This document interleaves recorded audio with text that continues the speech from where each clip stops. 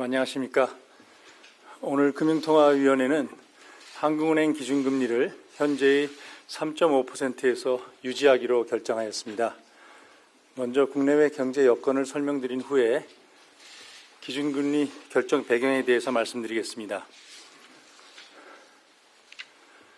우선 대외 여건을 살펴보면 글로벌 경기는 주요국의 통화 긴축 기조가 지속되면서 둔화 국면이 계속될 것으로 예상됩니다. 미국은 성장세가 둔화되겠지만 12월 연준 회의 이후 완화된 금융 여건과 양호한 고용 상황을 감안할 때 둔화 속도가 완만할 것으로 전망됩니다. 유로 지역은 대외 수요 약화의 영향으로 성장 부진이 이어지겠으며 중국은 부동산 경기 부진이 지속되면서 성장률이 4% 중반으로 낮아질 것으로 예상됩니다.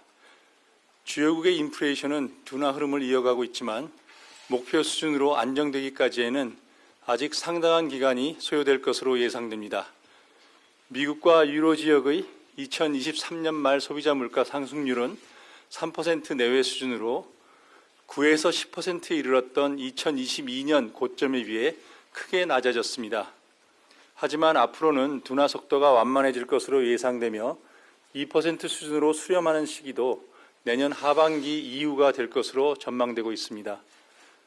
국제금융시장에서는 미 연준의 금리 인하 가능성에 대한 기대가 높아지면서 주요국 국채금리가 하락하고 미 달러화는 약세를 나타냈으며 글로벌 주가는 상승하였습니다. 다음으로 대내 여건을 살펴보면 국내 경기는 수출을 중심으로 완만한 개선 흐름을 이어갔습니다. 소비는 높아진 물가와 금리의 영향으로 회복세가 약화되었지만 수출은 자동차와 반도체를 중심으로 증가세를 지속하였습니다. 앞으로 국내 경제는 지난기 하반기 이후에 개선 흐름을 이어갈 것으로 보이며 금년 성장률도 지난 11월 전망치였던 2.1%에 대체로 부합할 것으로 예상됩니다. 이는 지난 11월 전망과 비교해 볼 때 대면 서비스 소비 약화로 소비 전망치가 소폭 하향 조정되었지만 수출이 반도체 경기 개선으로 소폭 상향 조정됨으로써 소비의 하향 조정을 상쇄한 결과입니다. 향후 성장 경로는 고금리 지속의 파급 영향, IT 경기의 개선 정도 등에 영향받을 것으로 보입니다. 국내 물가는 국제 유가 하락과 낮은 수요 압력의 영향으로 둔화 추세를 지속하였습니다.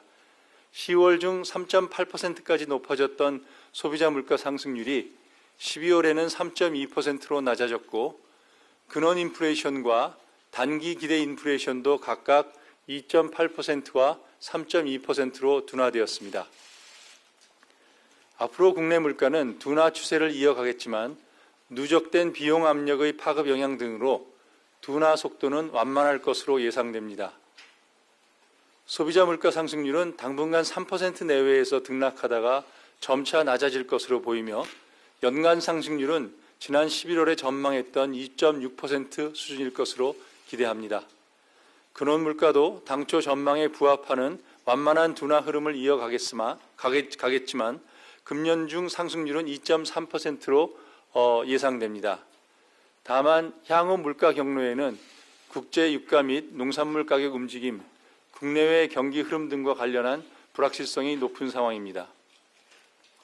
국내 금융 외환시장에서는 지난해 12월 미 연준 회의 이후 장기 국고채 금리와 원달러 환율이 하락하고 주가는 상승하였다가 1월 들어 미 연준의 금리 인하 가능성에 대한 기대가 다소 약화되면서 12월의 가격 변동이 일부 되돌아졌습니다. 가계부채와 주택시장 상황을 보면 금융권 가계대출은 주택 관련 대출의 증가세가 이어졌으나 기타 대출이 크게 감소하면서 소폭 증가에 그쳤습니다. 주택 매매 가격은 매수 심리가 약화되면서 수도권과 비수도권에서 모두 하락 전환하였으며 부동산 PF 관련 리스크는 증대하였습니다.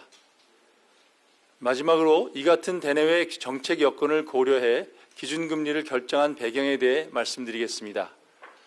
오늘 금융통화위원회는 물가 상승률이 둔화 추세를 지속하고 있지만 여전히 높은 수준이고 전망의 불확실성도 큰 상황인 만큼 현재의 긴축 기조를 유지하면서 대내외 정책 여건을 점검해 나가는 것이 적절하다고 판단하였습니다. 이 결정은 금통위원 전원 일치였습니다. 향후 통화정책 운영과 관련해서는 물가 둔화 추세가 지속되고 국제 유가, 중동 사태 등의 해외 리스크가 완화됨에 따라 기준금리 추가 인상 필요성은 이전보다 낮아진 것으로 판단합니다. 하지만 섣불리 금리 인하에 나설 경우 인플레이션 기대 심리를 자극하면서 물가 상승률이 다시 높아질 수 있고, 또한 현 상황에서는 금리 인하가 경기를 부양하는 효과보다 부동산 가격 상승 기대를 자극하는 부작용이 더 클 수 있습니다. 따라서 물가가 목표 수준으로 수렴할 것이라는 확신이 들 때까지 통화 긴축 기조를 충분히 장기간 지속함으로써 물가 안정을 이루어내는 것이 무엇보다도 중요하다고 판단하였습니다. 아울러 오늘 금융통화위원회는 금융중개지원대출 한도 위법은 9조 원을 활용하여 지역 중소기업에 대한 금융지원 규모를 한시적으로 확대하기로 결정하였습니다.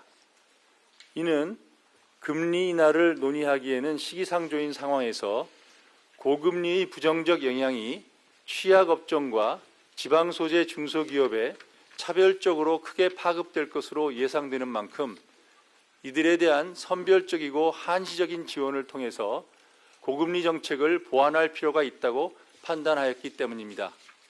이상으로 모두 발언을 마치겠습니다. 경청해 주셔서 감사합니다.